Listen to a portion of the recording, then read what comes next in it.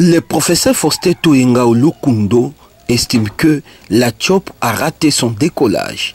Après l'annonce provisoire, le lundi 29 avril 2024, par la Commission électorale nationale indépendante CENI en sigle de la victoire de Paulin Lendongolia à la tête de la province de la Chopo comme gouverneur. Le candidat prophète Toyinga Olukundo estime que la Chopo est encore loin de son changement.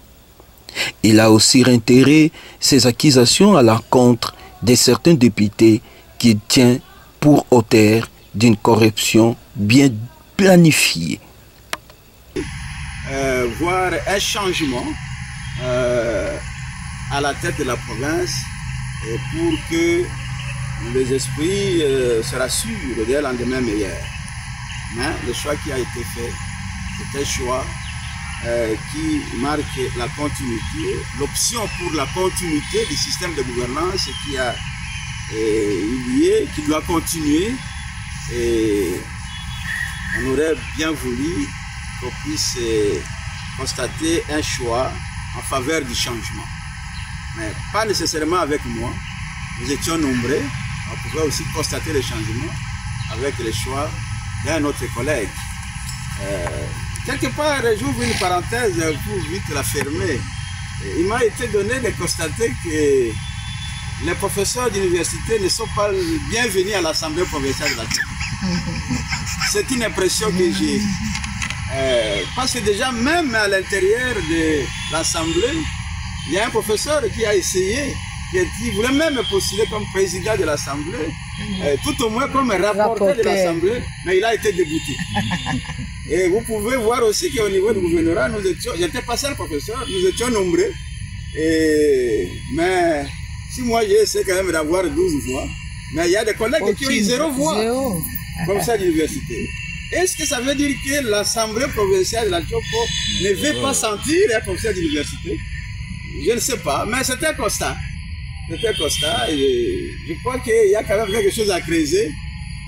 Qu'est-ce qui fait que comme ça, l'université puisse subir cette saison au niveau de notre assemblée, même de l'intérieur.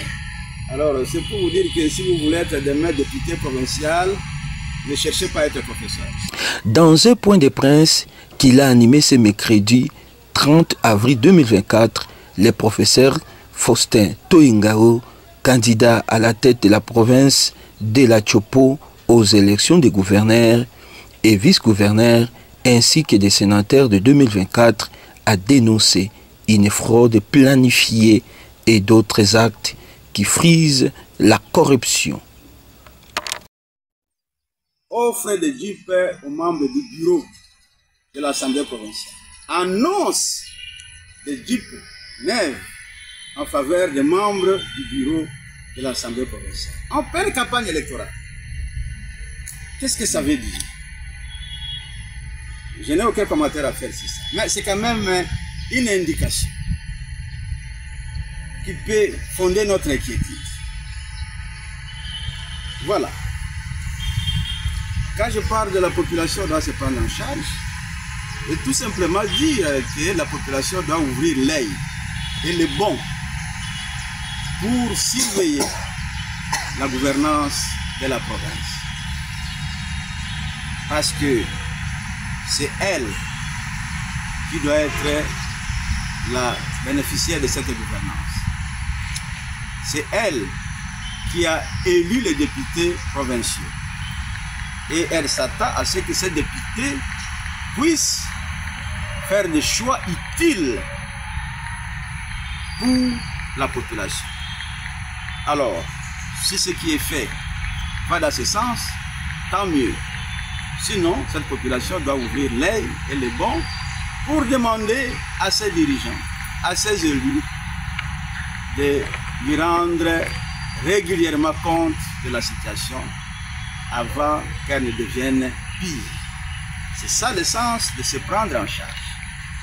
Donc, il y a assez de mécanismes, beaucoup de pratiques citoyennes, beaucoup de méthodes citoyennes aujourd'hui dans les démocraties qui permettent à la population de suivre du jour au jour, minute par minute, la gouvernance de l'entité. Voyez? Et chaque fois, rappeler ceux qui le gouvernent à l'ordre afin que les gens ne s'égarent pas. C'est ça ce que je veux dire par se prendre en charge. Et quand je parle de la population, mais je parle aussi de la presse, parce que c'est ça aussi le rôle de la presse, dans le contrôle citoyen. Vous voyez? Donc, quand je parle de la population, il faut vous considérer comme membre de cette population. Voilà. J'ai aimé une question. Attendez mon avènement à la tête de la province. Le mot, c'est aussi de remercier les députés convaincus des besoins de changement, qui sont vraiment épris du patriotisme et qui tenaient vraiment à vivre le changement dans notre province. Et ils étaient nombreux à porter leur choix sur ma modeste personne, sans avoir reçu un franc de ma part. Et aux uns et aux autres, je leur dis merci. Je leur dis merci et que nous devons continuer la lutte. Nous devons continuer à demeurer dans cet élan et à développer l'éthique dans la politique.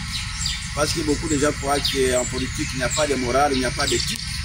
Mais ensemble, avec eux, nous devons continuer à développer des valeurs éthiques qui sont en fait les gages d'une bonne gouvernance et les gages du développement de notre province.